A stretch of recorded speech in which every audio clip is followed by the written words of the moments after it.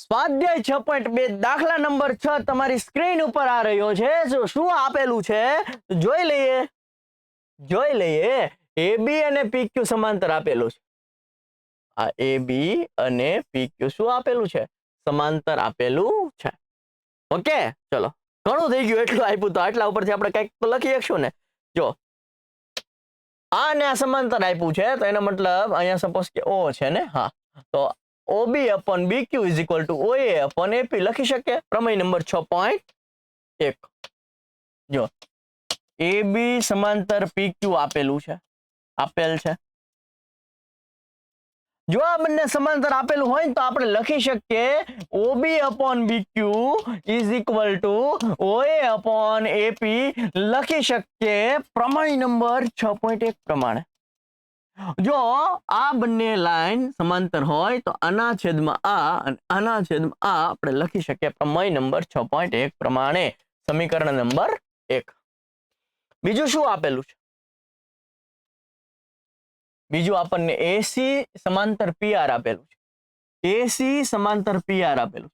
જો AC સમાંતર PR હોય તો પ્રમેય નંબર 6.1 પ્રમાણે આના છેદમાં આ બરાબર આના છેદમાં આ લખી શકે. શું આપેલું છે? જો આપણને આપેલું છે AC સમાંતર PR આપેલું છે. આપેલ છે ભાઈ ક્વેશ્ચનમાં. તો માટે જો આ બંને લાઈન સમાંતર આપેલું હોય તો આપણે લખી શકીએ કે OA ના છેદમાં AP બરાબર OC ના છેદમાં CR પ્રમેય નંબર 6.1 પ્રમાણે લખી શકીએ.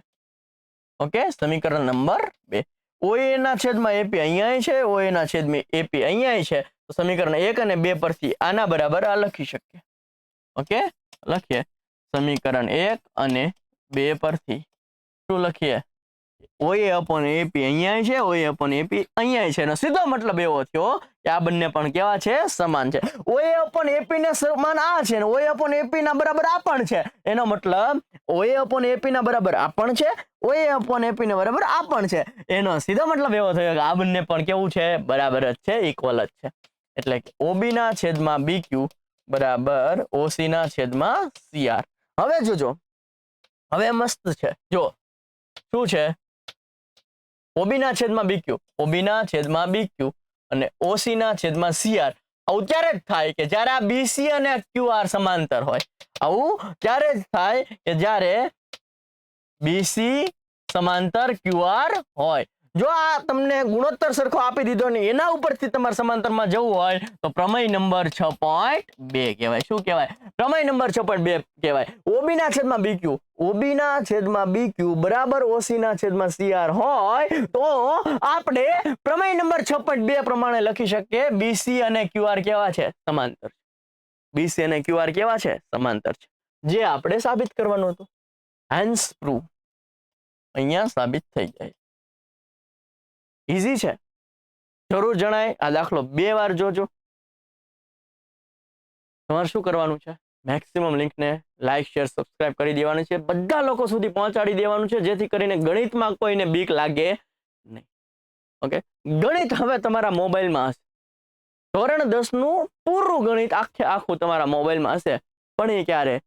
જ્યારે તમારા લોકોનો સપોર્ટ હશે તો અમને પણ આમ કામ કરવાનો જુસ્સો મળી રહેશે. ઓકે, તો એની માટે તમારે મેક્સિમમ શેર કરવાનું છે. જો મજા આવતી હોય તો કોમેન્ટ કરી દેજો અને બીજું કંઈ જોતું હોય તો પણ કોમેન્ટ કરી દેજો.